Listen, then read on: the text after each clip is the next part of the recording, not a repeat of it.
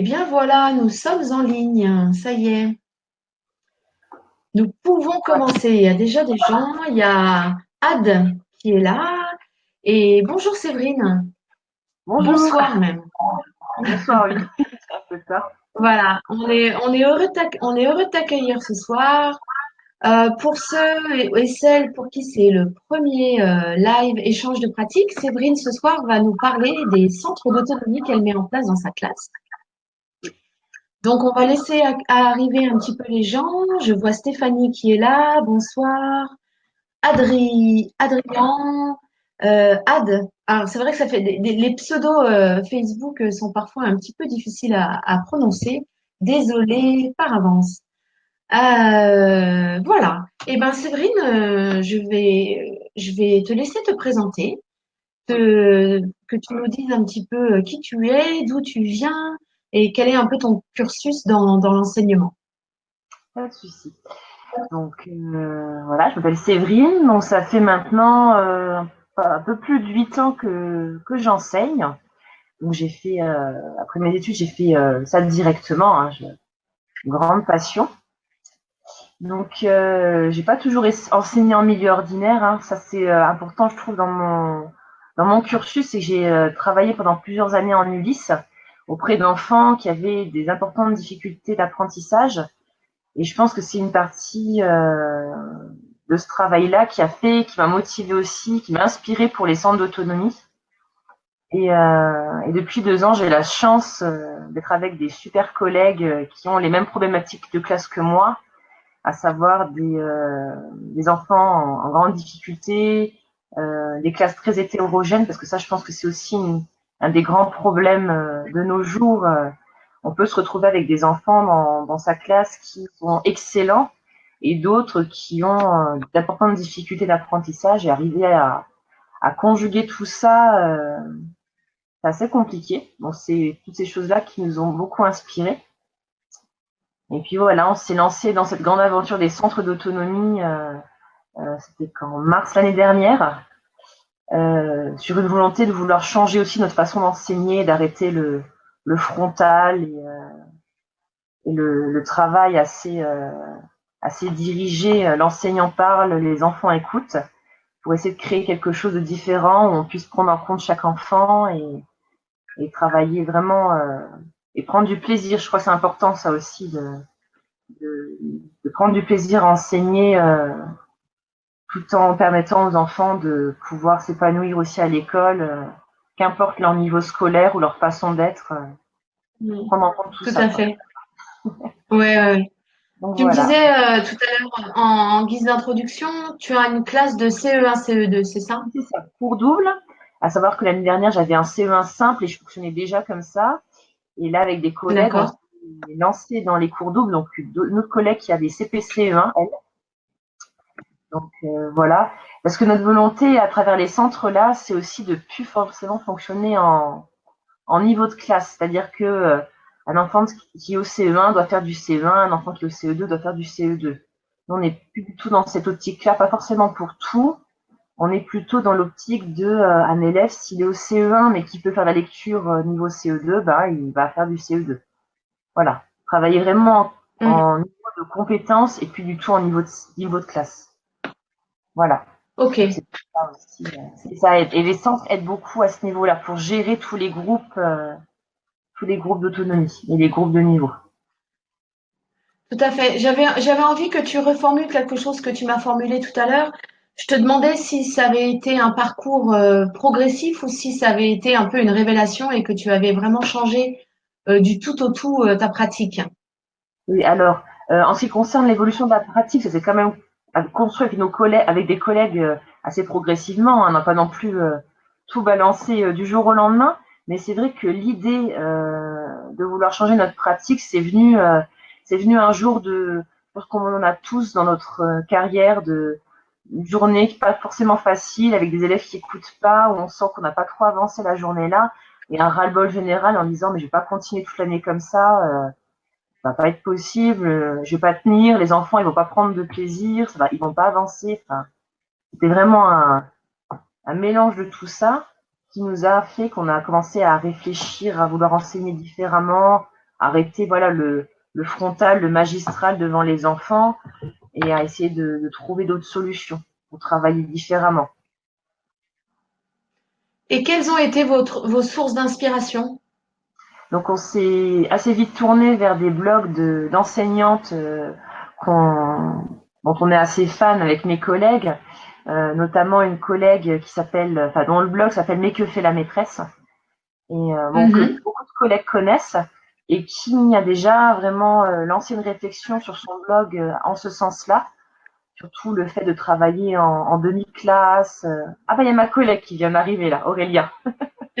Aurélia, bonjour Collègue. Aurélia. Voilà.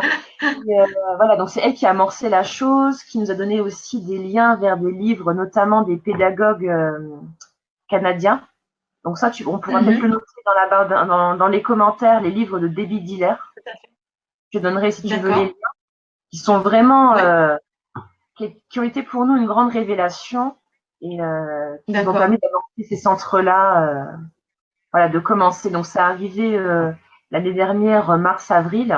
Et puis ça a été une réflexion jusqu'à la fin de l'année. Et encore maintenant, on est en pleine réflexion, même si on a bien avancé dans notre façon d'enseigner, on a bien changé depuis. Et voilà. C'est Ouais, vrai ouais. que l'idée a Je été crois que c'est. assez brutale, mais la réflexion s'est construite aussi. On a eu la chance d'être plusieurs dans la même école, avoir cette volonté de C'est ça, changer. Voilà. Donc tout c'est à clair fait. que le travail Mhm. d'équipe s'est fait vraiment, a pris tout son sens finalement. Mhm. Il y a Adeline qui nous dit qu'elle est enseignante en CE1 et qu'elle commence à se lancer dans les ateliers. Ah bah Mais c'est elle tâtonne super. encore. Donc, voilà. Il Après, y a ce Cécile sont des aussi qui est arrivée. Voilà. Petite. Donc, tu nous as parlé de ton inspiration. Euh, Maintenant, on va essayer de rentrer un petit peu dans le vif du sujet. Qu'est-ce que tu présenterais comme étant les préliminaires vraiment indispensables pour se lancer? C'est-à-dire, quelles sont les premières étapes à ne pas louper en termes de réflexion, en termes de mise en commun? Voilà, une première étape qui fait qu'il faut absolument passer par là, sinon on risque de se planter et d'avoir un effet déceptif, du coup. D'accord. Alors, nous, la première chose qu'on a commencé à mettre en place dans nos classes pour fonctionner différemment, c'est vraiment le fonctionnement en demi-classe. Ok, Voilà. Moi, je crois que c'est l'une des premières choses qu'on a mis en place, c'est-à-dire arrêter l'enseignement avec tous les élèves en même temps. Parce qu'il faut être, d'accord.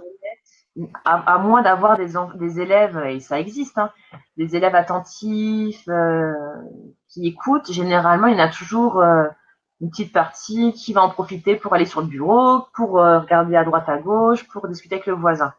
Donc c'est vrai, le fait de travailler en demi-classe, on va réduire euh, les élèves qu'on a sous notre regard finalement, et ça nous a beaucoup aidé déjà pour travailler là-dessus. Et aussi après tout de suite pour réfléchir sur les plans de travail, parce que quand on est avec la moitié de la classe, l'autre moitié va forcément Mhm. être en autonomie. Et c'est là après qu'on a eu le besoin de travailler en centre d'autonomie, de préparer un plan de travail que beaucoup suivent ont déjà, mais un peu différemment. Parce que c'est vrai j'ai déjà vu beaucoup de gens travailler en plan de travail, mais moi en tant Mhm. qu'enseignante qui avait ma classe devant moi tout le temps, je voyais pas forcément trop l'intérêt pour tous les élèves. Parce que c'est souvent les Ouais, élèves d'accord. avant les autres, on leur dit, bah, tu as un plan de travail avec des choses supplémentaires. Donc, pendant que je m'occupe de ceux qui Mhm. ont mal, ben, les élèves qui vont vite ont des choses supplémentaires à réaliser. Et moi, c'est pas quelque chose qui m'intéressait parce que je voulais que tout le monde puisse en profiter. Voilà. D'accord. Donc, Si je reformule ce que tu dis, c'est que pour te lancer, en fait, tu as, tu as conservé une demi-classe avec une méthode, on va dire traditionnelle, où tu étais avec tes élèves, c'est la et photo qu'on l'autre peut voir. demi-classe. Oui, sur la photo, vas-y, Voilà. explique-nous, Donc, on c'est-à-dire que voit, le U qui est devant, en fait. voilà, le U me sert de centre d'apprentissage avec moi. Donc, c'est-à-dire que j'ai tous Ok. les élèves sous les yeux. Dès qu'il y en a un qui commence à ne plus écouter, je le vois tout de suite, je peux tout de suite réagir. Les élèves en difficulté, je peux les aider immédiatement. C'est vraiment, c'est hyper rapide et instinctif et ça facilite beaucoup le travail et même la manipulation. Mine de rien, manipuler à 26, c'est pas la même chose que manipuler à 13. Tout Rien à que ça. fait. Voilà. Donc on va Mhm. plus aussi naturellement manipuler avec ses élèves, se dire bah lui à 13, commencer à sortir des étiquettes, pourquoi pas, c'est assez facile. À 26, on réfléchit quand même un petit peu avant, quoi. Ouais, ouais, tout à fait. Ouais, ouais. Voilà, c'est vraiment ça, la demi-classe. Moi, si je devrais retenir une chose que je ne pourrais plus, ou je pourrais plus revenir en arrière, c'est ça. Voilà, D'accord. Ok. voilà, la Très bien. demi-classe. Et c'est donc là, Donc, c'est ça qui a appris. hmm, une configuration de classe, c'est-à-dire un aménagement tel qu'on le voit sur la photo, et une organisation progressive, on va dire. Et après, toi, tu es allé encore plus loin.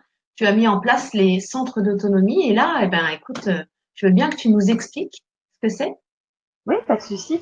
Alors, voilà, comme on le voit peut-être un petit peu sur la photo, donc j'ai mon fameux U où je travaille avec les enfants, et tout le reste de la classe, il y a des centres. Donc en fait, ce sont des tables qui sont un peu disposées partout dans la classe, soit des tables classiques qui sont un peu plus contre les murs, ou des petites tables qu'on trouve facilement dans le commerce ou sur des sites de revente, hein, pour essayer de pas Mhm. exploser trop le budget. Et donc, les enfants, quand ils ne travaillent pas avec moi, ils travaillent dans les centres d'autonomie. Donc, on peut peut-être montrer l'emploi du temps, peut-être commencer par ça. Ouais, Je peux expliquer tout un à petit peu fait. comment je m'organise dans la journée. Ok, alors vous allez voir plusieurs photos passer.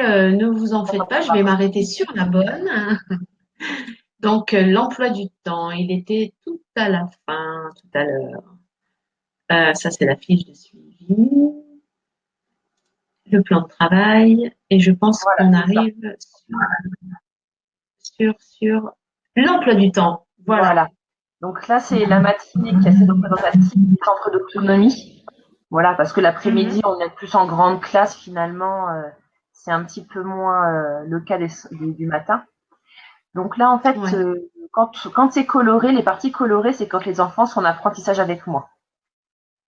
D'accord. Voilà. Donc quand il y a des grands créneaux qui regroupent CE1, CE2, comme par exemple le matin, tout de suite le matin, ou alors Mhm. en fin de matinée. Donc là, tous les élèves sont avec moi, euh, ou alors en fin de matinée, pas forcément, mais disons que tout le monde fait la même chose. Voilà. D'accord. Ok. Et sinon, pour le reste, tout ce qui est français, donc en bleu, et mathématiques en rouge et orange, là, je travaille que Mhm. en demi-classe. Donc moi, comme j'ai des Ok. CE1, CE2, je fais une fois avec les CE1 et une fois avec les CE2. Comme j'ai deux groupes Mhm. de niveaux qui sont assez équivalents en termes d'effectifs. Donc voilà, donc la journée, en fait, c'est des créneaux de 30 minutes.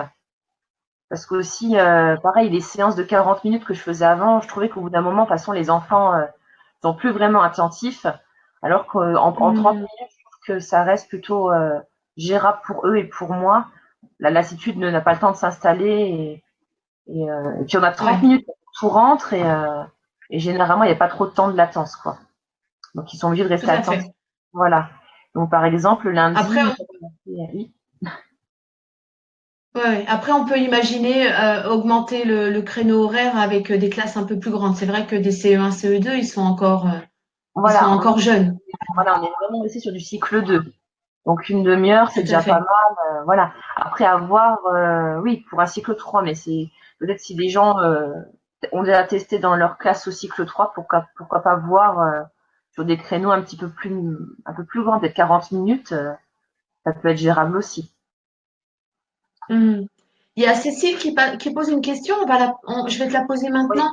Elle oui, dit, oui. du coup, les élèves changent de place en cours de journée. Comment gères-tu le matériel, les affaires perso des élèves? C'est vrai que c'est une contrainte matérielle et une. Oui, ben, qui nous a aussi beaucoup questionné, c'est vrai. Alors, Alors, comment vous faites? au niveau des cahiers, on a des bacs.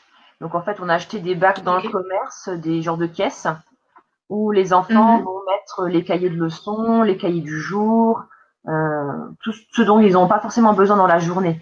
Donc en fait, ils arrivent le matin, Ouais. ils ont utilisé leur cahier de leçons à la maison. Le matin, ils arrivent et tous les cahiers qu'ils n'utilisent pas tout de suite, ils les mettent dans des bacs. Mhm. Donc ça évite de se trimballer avec Ok. tous les cahiers parce que moi, dans ma classe et chez mes collègues, les sacs ne rentrent pas dans la classe. Ok. Voilà, ils restent dans les couloirs. C'est pour essayer aussi de D'accord. désencombrer l'espace, qu'il n'y ait pas d'enfants qui risquent de se prendre les pieds dans les sacs, etc. Ça permet aussi d'alléger Mhm. l'espace et que ce soit un peu moins confiné et étouffant. D'accord. Il y a aussi Ouais, vous avoir. essayez vraiment d'enlever tout parasite en fait. Oui, c'est ça. On enlève. J'ai d'ailleurs enlevé mon bureau. Ok. Voilà. Je sais que c'est pas forcément facile pour tous les enseignants, mais avec mes collègues, on a fait le choix d'enlever nos bureaux parce que c'était pas forcément un outil euh, indispensable et ça a permis de donner plus de Mhm. place aux enfants dans la classe aussi. D'accord. Voilà. Ok. Et après, pour les affaires personnelles, au final, les enfants, dans la journée, ils ont leur trousse. Ils ont un cahier Mhm. que j'appelle le cahier de centre, un genre de mix entre un cahier de brouillon et un cahier de devoir. Voilà, c'est un petit peu pour faire les Mhm. choses pendant la journée.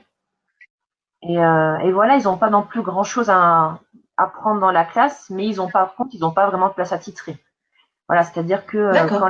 les gamins sont dans le U avec moi, ils prennent leurs affaires et à un moment donné, quand j'ai fini la leçon, j'ai un petit tambourin et les enfants savent qu'ils doivent aller en autonomie ou à l'inverse, quoi. Oui, voilà, Aurélie a dit que D'accord. le bureau servait plus de débarras qu'autre chose. Voilà, c'est vrai qu'on stockait pas mal de bêtises. Donc, Et c'est ça. donc voilà, quoi. J'entends quelque chose d'intéressant dans ce que tu dis, Séverine. Il y a beaucoup de petits rituels comme ça qui scandent la journée pour passer d'un moment à un autre. Ben oui, et puis même la journée en elle-même est très ritualisée, c'est-à-dire que le matin, ils arrivent, comme dans toutes les classes, hein, finalement, il y a des enfants qui ont certaines responsabilités à réaliser, pendant que les autres s'installent, Mhm. on vérifie qu'ils n'ont pas un mot dans le cahier, et ensuite, ils savent très bien qu'à telle heure, finalement, c'est un petit peu, voilà, c'est très structuré parce qu'ils savent pas de Oui. bêtises, à 8h45, on commence un rituel de langage oral le lundi matin, qu'à 9h10, c'est terminé. Donc, il y en a certains qui anticipent déjà, qui savent que, à dans 2 minutes, la maîtresse, elle va sonner. Donc, il faut déjà que je range un peu mes affaires. Mhm.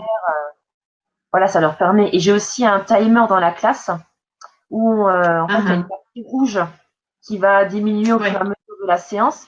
Et j'en ai beaucoup qui anticipent en Mhm. disant, oula, j'ai presque plus de rouge, là, le temps va bientôt écouler. Donc, Mhm. je range mes affaires pour pouvoir aller avec la maîtresse ou aller en autonomie. Voilà. Ça, le time, Ouais, d'accord. une petite astuce qui est assez sympa et ça me permet moi aussi de pas perdre le fil de ce que je dis en me disant pareil, ah, il me reste que 5 minutes avec mon groupe, faut vraiment que j'accélère un petit peu pour pas Ouais, déborder. ouais, tout à fait. Voilà. C'est une structure pour tout le monde en fait, hein, tant pour l'enseignant que pour les élèves. Ah oui, oui, ça permet que tout le monde soit bien au clair avec le temps aussi qui est imparti pour chaque activité, ça évite de déborder non plus. Parce que si on déborde trop Tout avec à un fait. groupe, c'est-à-dire que l'autre groupe aura moins d'autonomie, enfin, ça demande Mhm. à être exigeant aussi au niveau du temps. Ouais. Il y a Amélie qui dit ça ressemble beaucoup à l'organisation en maternelle, pas de bureau, des Oui, centres aménagés. J'aime oui, beaucoup. voilà. C'est vrai que Mais c'est vrai. c'est inspiré aussi de ça, hein, forcément. En maternelle, on fonctionne beaucoup aussi en groupe, en autonomie, etc. Mais on le voyait pas trop, en fait, pour l'instant, en élémentaire.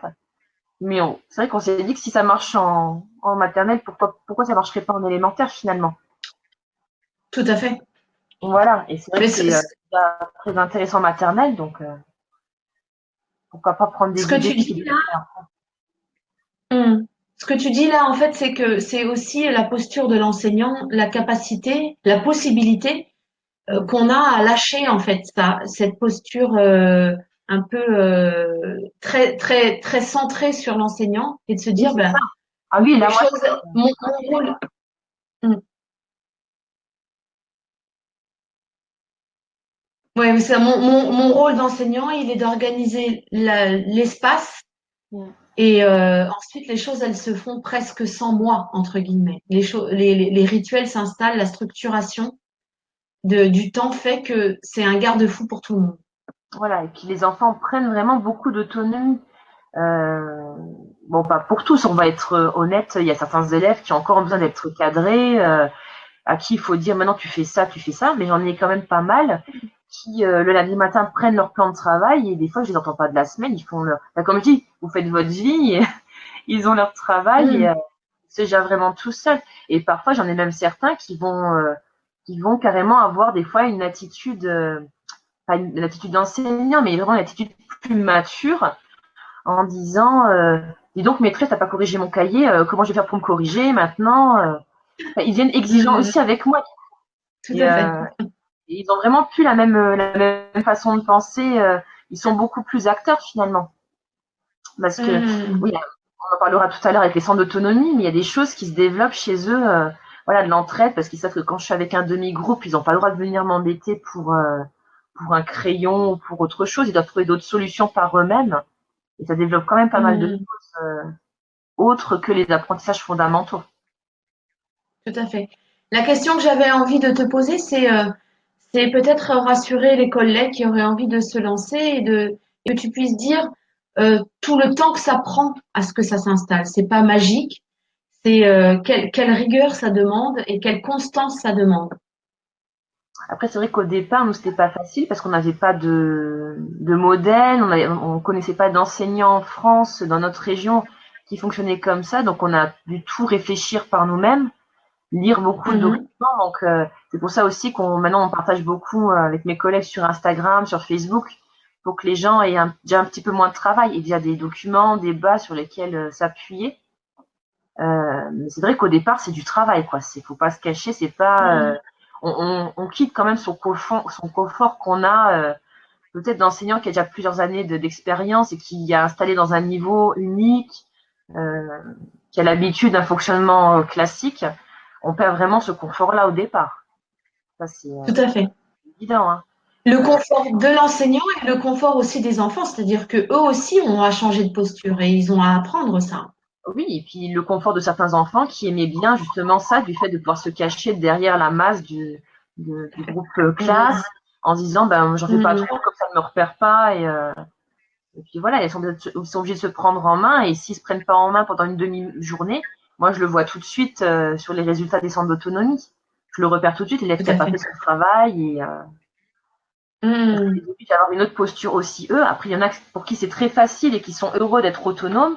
Il y en a pour qui c'est très compliqué, et qui ont besoin quand même d'avoir un accompagnement hyper guidé, à qui on peut pas donner un mhm. plan de travail sur la semaine, c'est pas possible, quoi. Ouais, tout à fait. C'est Il pareil, y a ça reste Amélie une qui demande, initiation. ouais, pardon. Il y a Amélie qui demande, et le calme dans tout ça, est-ce que ça marche? Quelle est l'ambiance de ta classe? Alors j'ai pas la même classe que l'année dernière, à savoir que cette année, niveau bavardage, ils sont très durs. Euh, Mhm, L'année dernière, déjà, je peux en parler parce que j'ai une très belle expérience là-dessus. C'est que, étant donné qu'ils sont en demi-classe, pendant que je suis avec un groupe, l'autre groupe est en autonomie et fait parfois plus de bruit.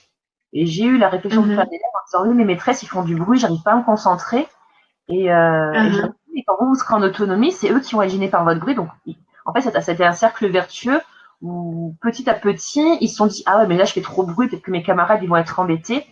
Et c'est vrai que l'année dernière, je suis arrivée, disons que on a commencé en mars, mai, juin, c'était super, quoi.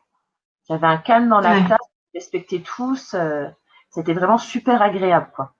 L'année Mhm, dernière, mhm, c'était difficile parce que c'était une classe qui se respectait beaucoup, qui s'écoutait. Maintenant, par exemple, cette année, c'est pas du tout le cas. On va mhm, être honnête, d'accord. c'est très difficile.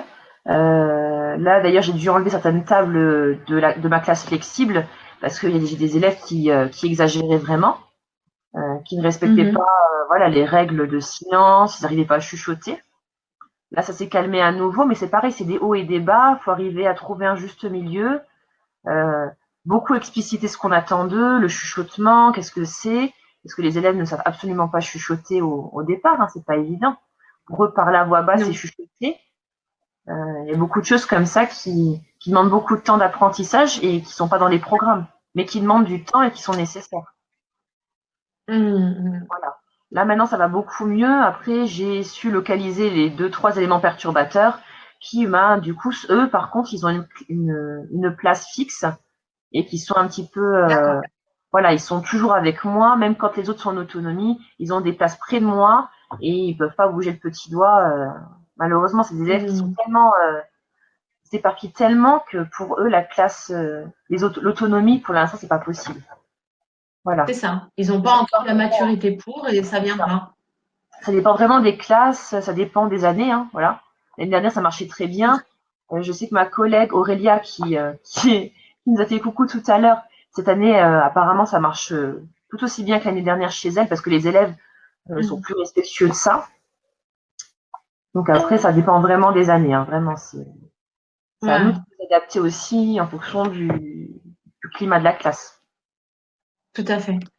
Il y a Voilà. Stéphanie qui pose une question qui va nous permettre de faire la transition. Merci Stéphanie. Elle pose la question, quelle différence entre centre d'autonomie et plan de travail?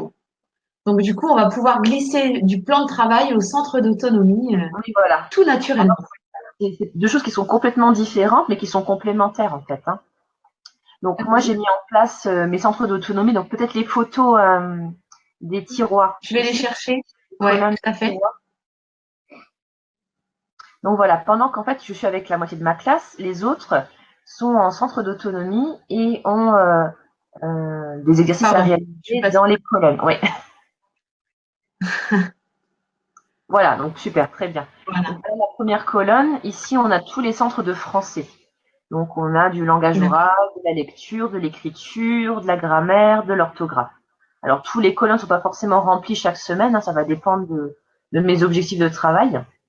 Mais en fait, ils ont Mhm. tout qui est dans ces colonnes-là que la mairie a eu la gentillesse de m'acheter parce que c'est quand même plus sympa pour s'organiser. Mais Ouais. après, j'ai des collègues qui ont des étagères avec des boîtes, des tupperwares, des différentes boîtes. Ça peut fonctionner très bien aussi. Il n'y a pas besoin d'avoir un matériel extraordinaire non plus. Donc ça, c'est mes Mhm. centres d'autonomie. Donc là, on a tous les centres de français, par exemple. Donc, je sais plus si j'avais donné la deuxième avec les tiroirs verts, je sais plus. Ouais, je suis pas sûre. Écoute, on va rester sur ce Chaud. principe-là.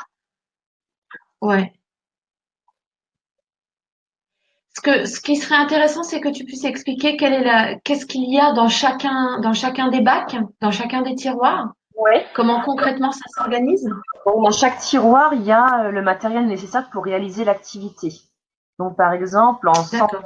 euh, centre d'écriture de texte, il va y avoir la consigne d'écriture. Donc, c'est dans des petites Mhm. pochettes de congélation, par exemple, avec des codes. Donc, par exemple, en écriture, j'ai pas, donc je fonctionne pas en CE1, CE2. Je fonctionne en groupe 1, groupe 2. Donc, le groupe 1, Mhm. ça va être les groupes des élèves qui ont un peu plus de difficultés, qui auraient un niveau CE1 à peu près. Et donc, Mhm. l'étiquette est dans ce petit sachet avec un code couleur. Et l'élève prend l'exercice, va le coller dans son cahier d'écrivain et réaliser l'activité, par exemple. Ok. Souvent en grammaire, ça va être du réinvestissement avec des jeux de manipulation, des étiquettes à remettre ensemble, des tris de mots, des choses comme ça. Voilà, Concrè- c'est vraiment différent. Concrètement, dans chacun des bacs, il y a l'activité pour combien d'élèves? Alors quand c'est des activités comme ça de travail d'écriture, il y a assez d'exercices pour tous les élèves du D'accord. niveau concerné. Généralement, je conseille d'en mettre un peu plus parce que souvent ça se perd, c'est D'accord. tout pour avoir plus. Après, pour ce qui concerne la manipulation, je fais des étiquettes pour deux, trois élèves. D'accord.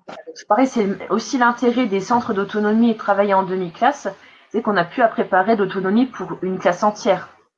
Finalement. Dans un bac, Mhm. Tout à fait. il y a l'activité de grammaire, et comme ils font pas tous l'activité de grammaire en même temps, bah, ça tourne et ça permet de fabriquer aussi moins de matériel et de prendre moins de temps à réaliser tout ça aussi. D'accord.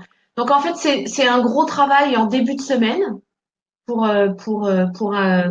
garnir tes centres d'autonomie. Mais après, Voilà. dans la semaine, en fait, c'est installé et ça roule. Ah bah, dans la semaine, j'ai plus rien à faire après.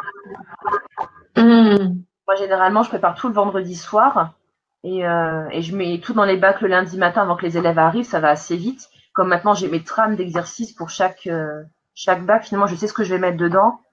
Et ça va assez vite maintenant. C'est vrai en début d'année, c'était plus compliqué, ça prenait plus de temps à fabriquer. Et maintenant, on a la Mhm. chance d'avoir des Et super oui. collègues qui ont des blogs extraordinaires et qui partagent beaucoup de matériel. Donc, il n'y a plus qu'à imprimer, à plastifier, c'est génial, quoi. C'est pratique. Mhm. On a le temps de tout créer soi-même. D'accord. Voilà. Donc ça, Et c'est donc ça, c'est la dans les partie. Pardon. Alors, il y a une question d'Adeline. Comment font-ils pour choisir l'activité? Alors, en fait, on peut peut-être passer au plan de travail, du coup. Comme ça, on Ouais, va tout à expliquer fait. comment ça fonctionne. Le CE1 ou CE2, de toute façon, c'est pareil. Voilà. Ouais. Donc c'est un plan de travail que les élèves ont le lundi matin. Donc ils vont le chercher. Mhm. En début d'année, j'expliquais En début d'année, ils ne l'avaient pas, hein. C'était plutôt je suis avec les CE1 en maths, vous faites un travail en mathématiques. Et toutes les activités D'accord. se sont installées au fur et à mesure parce que donner ça en début d'année, c'était juste pas possible, hein. Mhm. Forcément, ils allaient se noyer. Tout à fait. Et donc, ils savent que, par Mhm. exemple, la colonne de gauche, ce sont les activités à réaliser en centre d'évaluation. Donc, j'ai d'autres petits tiroirs dont je t'ai pas donné la photo, mais qui sont sur mon blog. Des petits tiroirs de chez Action, des petites choses où on range ses affaires, par exemple. Et tous les exercices sont dedans, D'accord. avec pareil, la grammaire, l'écriture. Et à droite, ce sont tous les centres d'autonomie qui sont dans les fameuses colonnes à tiroirs. Ok. Alors, il y a deux fonctionnements différents maintenant chez moi. Pour ceux qui sont absolument pas autonomes, j'ai créé un plan de travail collectif. C'est-à-dire que je leur dis le lundi matin, je suis avec les CE2, vous les CE1, vous faites tous telle activité. Ça permet à ceux qui sont complètement perdus et à moi aussi de pouvoir corriger, de savoir que tout le monde a fait telle activité. Mais ensuite, ceux qui sont très autonomes, ils peuvent commencer par l'activité que j'ai imposée, puis continuer dans leur plan de travail absolument ce qu'ils veulent. Donc, il y a un moment donné, ceux qui D'accord. sont autonomes ont peut-être anticipé un travail que j'ai demandé le lendemain, qui avait déjà fait la veille, et après, ils se gèrent vraiment comme ils veulent. Voilà, c'est pas imposé du tout. Mhm. Ils sont autonomes. Voilà, comme je dis tout à l'heure, vous faites votre vie, vous prenez dans le sens que vous voulez. Il y a des élèves qui, le lundi matin, ont envie de faire le centre d'art plastique. Bah, tu fais la peinture le lundi matin, il n'y a pas de souci. Tant qu'à la fin de la semaine, tout est réalisé. D'accord. Voilà. Ok. Toi, tu vérifies tout à la fin de la semaine? Ah, je vérifie tout chaque jour. Chaque Donc, jour. D'accord. oui, Voilà. oui, c'est Ok. mieux parce que sinon on est vite perdu dans la masse de travail. En fait, par exemple, l'avantage c'est que le centre d'autonomie, on les fait pratiquement que le matin. Donc à midi, je me charge de toutes les corrections. Par exemple, si le lundi matin, je D'accord. leur dis, ben, vous allez tous devoir faire au moins votre fichier de mathématiques. Je sais que lundi, Mhm. j'ai au moins ça à vérifier. Et après, si des élèves sont D'accord. très autonomes et ont réalisé d'autres activités en plus, parce que j'en ai qui carburent le lundi matin pour tout faire et être tranquille, Mhm. et ils savent par exemple que leur fichier, ils doivent le mettre debout, dans les bacs. D'accord. Ok. Ça, c'est une astuce qu'a donnée ma collègue Aurélia, qui nous a dit coucou tout Eh à l'heure. ouais. Et voilà, ça permet aussi, Mhm. un petit peu comme les boîtes aux lettres aux États-Unis où dès qu'il y a une lettre, c'est levé, Tout à fait. voilà. Oui, oui, exactement. Voilà. Oui, oui, tout à fait. Ça permet aussi de les responsabiliser parce que des fois, ils me disent, mais maîtresse, t'as pas corrigé mon cahier. Et je leur dis, mais tu me l'as mis dans le bon sens. Et là, ah non, Mhm. donc c'est tant pis pour toi, je peux pas te corriger Mhm. le cahier, t'avais qu'à faire Ok. attention. Voilà. Mhm. Mais ouais, tous les jours, je corrige. Et en fait, mon plan de travail obligatoire, donc le collectif que Oui, j'impose, j'ai essayé de faire en sorte que j'ai tous les jours un exercice dans le cahier du jour à corriger et éventuellement d'accord. un fichier ou un autre travail à corriger. Histoire que j'ai pas non plus D'accord. tous les cahiers à corriger le lundi. Au niveau de la masse de travail, c'est pas gérable non plus pour nous enseignants, quoi. Ouais, c'est vrai. Voilà. Il y a Stéphanie qui demande combien ça prend de temps de correction. Est-ce que tu sais le chiffrer, ça?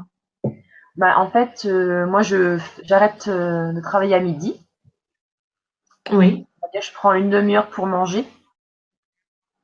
Et j'arrête de corriger, donc je corrige de midi et demi à 1h30 à peu près. Ok. Voilà. En évitant de boire mon café en même temps parce que sinon je traîne trop. Mais on va dire une bonne heure de correction par jour, c'est déjà pas mal quoi. Après, parfois ça déborde. Si Ouais, par ok. exemple, en plus j'ai la grosse production d'écrits à corriger, bah, ça va me rajouter du temps supplémentaire, Bien sûr. des petites choses comme ça. Mm, Forcément, mm. on maîtrise pas tout. Mais voilà, on va dire une heure et demie par jour de correction. En CE1, CE2. Ok. Après, en CP, c'est Mm, différent. mm. CE3, ça va être beaucoup plus. Ça dépend vraiment du niveau, ça dépend de comment on fonctionne aussi, quoi. Bien sûr. Il y Voilà. a Adeline qui pose une question intéressante qui dit, mais s'ils sont plusieurs à vouloir faire le centre de grammaire, par exemple, et qu'il n'y a que quelques jeux, comment tu fais pour gérer? C'est-à-dire que si tu as un travail de manipulation avec du matériel très particulier et qu'il n'y a du matériel que pour deux enfants, comment ça se gère? Bah, dans ce cas-là, je leur explique qu'ils pourront avoir accès au jeu à un autre moment et généralement, ils comprennent assez. Ils se mettent par deux, trois. Ils attendent que les camarades Oui, aient terminé terminer, puis après ils se partagent le matériel. Généralement, j'ai pas eu trop de conflits à ce niveau-là, pas trop de problèmes, D'accord. quoi. Et comme justement, Mhm. en fait, le matin, généralement dans mon plan de travail collectif, il y a un travail écrit qui est imposé en début de matinée, et après un travail plus de manipulation. Et on a toujours des élèves D'accord. qui sont plus rapides que d'autres, donc finalement il y en a qui manipuleront avant les autres. Ça permet de réguler un petit peu dans la journée, voilà, la gestion du matériel justement. D'accord. Très bien. Est-ce que du coup, peut-être montrer que tu as une fiche de suivi. La fiche de Oui, suivi, c'est ce ça on qui peut te la montrer. permet de centraliser. Voilà, c'est ça. Donc voilà la fiche de suivi qui a encore, encore beaucoup changé, hein. Depuis que je t'ai envoyé, j'arrête pas de la changer, mais de manière générale, c'est encore ça. Donc en fait, les élèves, donc la première partie c'est les CE1, la deuxième les CE2, et ils sont Mhm. en autonomie. Donc par exemple quand c'est du vert, ce sont les centres d'évaluation, et tout le reste c'est plus les centres d'autonomie, les cahiers d'écrivain, les fichiers, Mhm. la manipulation. Et donc D'accord. en fait, ça me permet quand je corrige, en fait, je remplis les cases avec un code couleur qui me permet pour moi que ce soit plus visuel quand après je Tout à fais les fait. bilans. Et pour les enfants aussi, parce que la fiche là, en fait, elle est sur la porte de la classe. Et donc Ok. je corrige, par exemple, quand l'élève a atteint l'objectif, je mets un point vert. Quand il a retravaillé, donc il y a encore quelques erreurs, je mets en jaune. Et quand c'est pas bon du tout, c'est en orange. Voilà. D'accord. En fait, Ok. ce qui est marrant, c'est que les élèves, quand ils reviennent à 14 heures, ils savent que j'ai corrigé. Donc, ils se ruent sur la porte pour voir où ils en sont. Et c'est intéressant, ça permet de travailler aussi le tableau à double entrée, finalement. Voilà, on le travaille Mhm. de rien. Ils sont très motivés pour lire où ils en sont. Et ça me permet, et comme ça, ils savent où ils en sont, s'ils ont des choses à retravailler. Et ils se suivent, en fait, eux-mêmes. Ils sont conscients de leurs objectifs, de ce qu'ils savent pas faire. Et ils sont vraiment acteurs, du coup, de, de leurs résultats. Voilà, ils sont pas du Tout à tout, bah, fait. j'ai eu un jaune, je m'en fiche. Il y en a beaucoup qui cherchent à savoir Mhm. pourquoi ils ont eu faux, qui vont repêcher dans leur cahier pour se corriger, pour que je puisse après leur mettre vert, par exemple. Ça, ils aiment bien. D'accord. Voilà. Ça veut dire, est-ce que dans tes centres d'autonomie, tu as des activités en autocorrection ou pas du tout? Oui, alors tout ce qui est manipulation, comme moi, je peux pas Oui. forcément avoir un retour dessus parce que je suis avec Mhm. d'autres classes, avec un autre groupe, pardon. Souvent, je fais en autocorrectif. Oui, voilà. Ils ont la réponse derrière, ou il y a une feuille où il y a toutes les réponses dessus. Ça permet qu'ils soient encore plus autonomes et qu'ils jouent un petit peu à la maîtresse. Ils aiment bien travailler et que je sois pas derrière leur dos aussi. Ça, c'est sympa pour eux. Mhm. Mhm. Il y a deux questions. Il y a Cécile qui dit deux réflexions en tant que brigade. Comment réagissent les collègues qui doivent te remplacer? Alors Et pareil, vraiment des réactions vraiment différentes.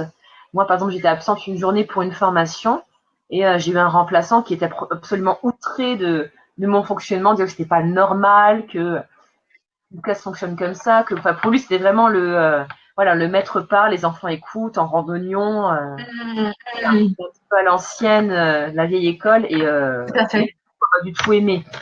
Après, j'ai des collègues qui ont été remplacés par des remplaçants un peu plus jeunes ou qui avaient aussi peut-être une ouverture d'esprit un peu différente et qui ont adoré ce fonctionnement, cette liberté qu'on laissait aux enfants et puis l'autonomie qu'ils avaient acquis aussi. Généralement, Mhm. c'est bien accueilli, de manière générale en tout cas. Après, on peut pas plaire à tout le monde et D'accord. parfois c'est Tout à fait. voilà, ça Non. marche pas pour tout le monde. Comme des collègues qui n'accepteront jamais de faire ça dans leur classe, bah, il y a des remplaçants qui ont du mal avec ce fonctionnement-là. Oui, oui, tout à fait. Voilà. Il y a Stéphanie qui pose une question et qui dit, qui voulait être sûre d'avoir compris, les centres d'autonomie sont inscrits dans ton plan de travail. Oui, voilà, en fait, dans le plan de travail, ce qu'on voit ici, donc les petites cases tout en haut, ce sont les différents centres d'autonomie auxquels les enfants doivent Hmm, participer dans la semaine. Voilà. hmm, Ça permet de suivre du coup où ils en sont. Si un élève qui était absent, bah, je le vois tout de suite, je peux lui faire rattraper.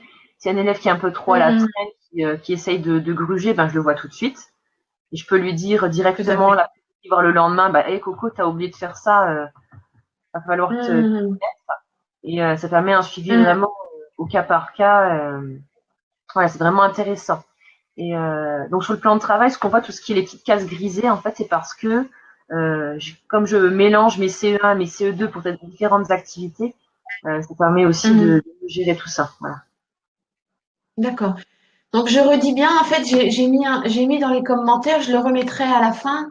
Euh, Séverine nous parle de son blog. Je vous ai mis l'adresse de son blog où vous pouvez retrouver tous ces documents-là. Voilà.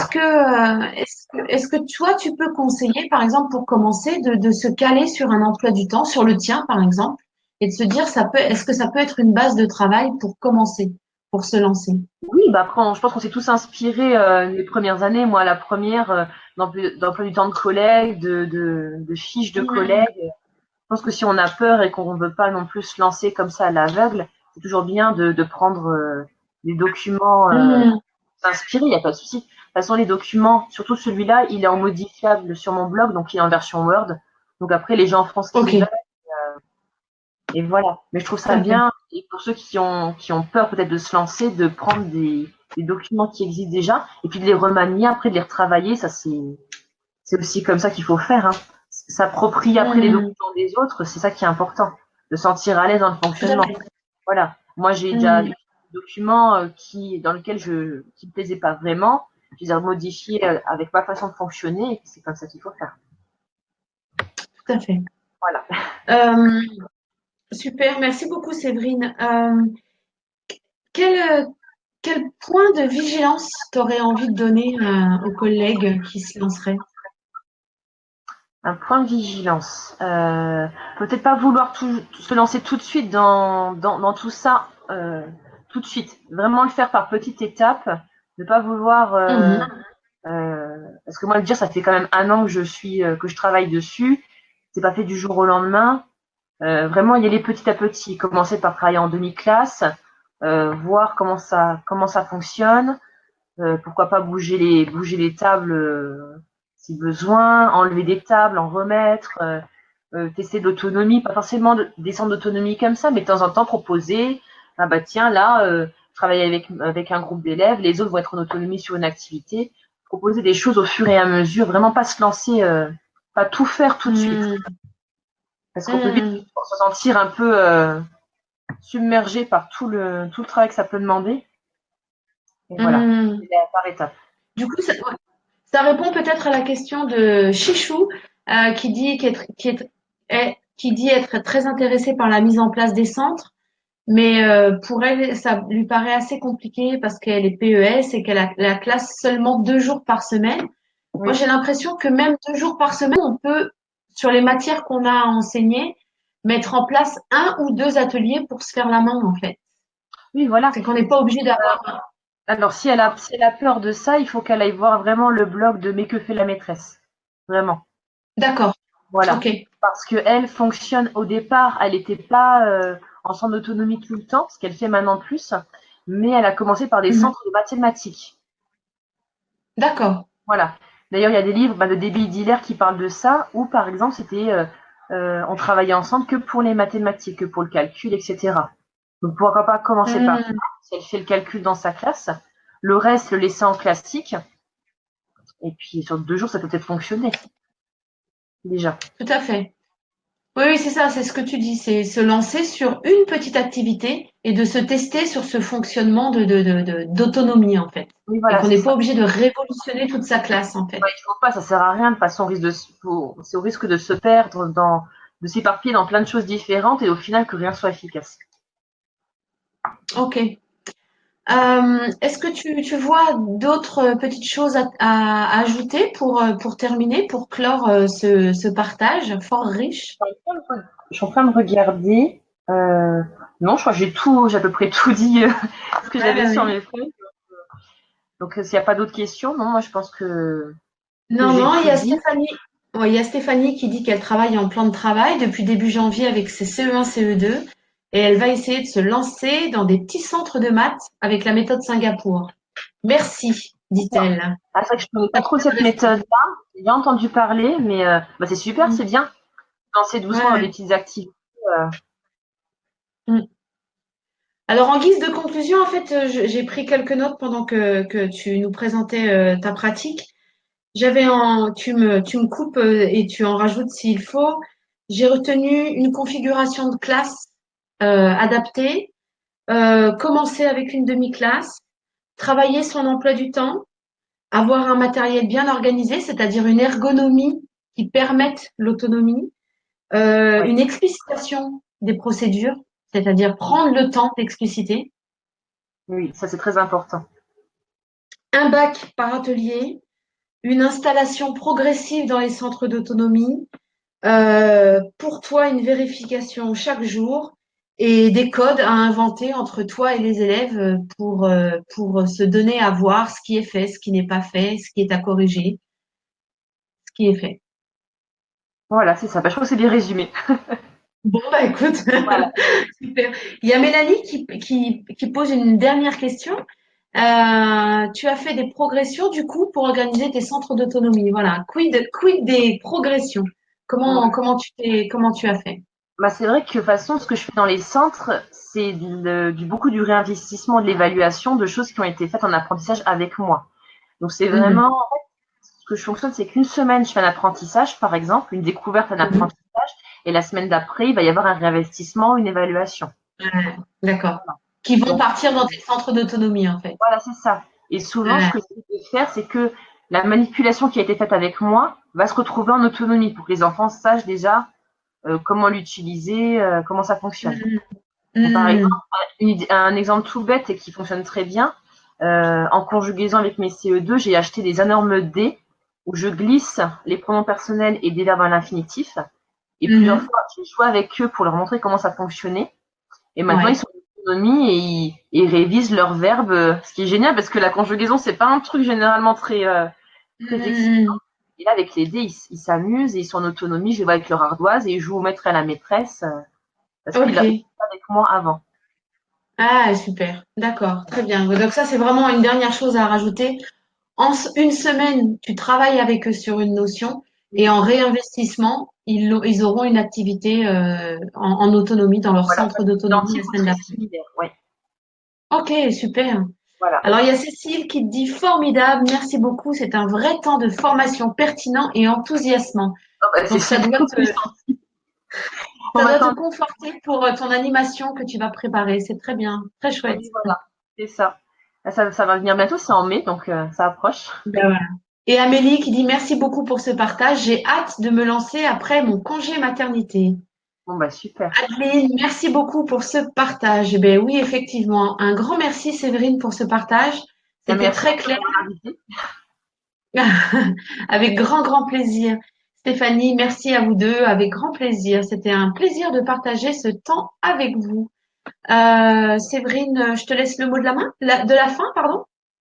Oui, voilà. Bah, je voulais te remercier encore parce que c'est vraiment super intéressant et vraiment à toutes les collègues qui seraient tentées de changer leur façon de faire, voilà. N'hésitez pas à y aller petit pas par petit pas. Ça sert à rien de se lancer non plus trop vite. Vraiment de réfléchir à ce que vous avez envie, ce que vous voulez pour vous, pour vos élèves. Et puis n'hésitez pas, voilà, à aller sur les réseaux sociaux, à parler avec des collègues. Si vous, dans votre école, vous n'avez pas beaucoup d'occasions de partager, n'hésitez pas, vraiment. Les réseaux sociaux, Instagram, Facebook, il y a beaucoup de super collègues et de super maîtres et maîtresses qui partagent énormément et qui seront de très bons conseils si vous avez des questions encore. Super. Merci beaucoup pour cette générosité. C'était très Bah, de rien, chouette, hein. un plaisir. Bonne soirée. Bonne soirée à vous tous. Mélanie qui dit merci beaucoup. Un live au top. Super. Eh bien, si ça vous a donné de l'enthousiasme, c'est Oui, génial, non? super. Passez une très bonne soirée. Merci beaucoup à tous. À très bientôt. On se retrouve la semaine prochaine. Non, la semaine prochaine ou la semaine d'après, il me semble. Euh, oh, je vais reprendre les événements pour vous dire. Je sais qu'il y a je reprends. Il y a un échange de pratique avec Claire qu'on a raté il y a 2 semaines. On n'a pas réussi à se mettre au clair sur notre technique, mais on espère bien y arriver. Ça sera le 15 février, il me semble. Voilà. Bonne soirée à vous tous et à très bientôt. Au Au revoir. revoir.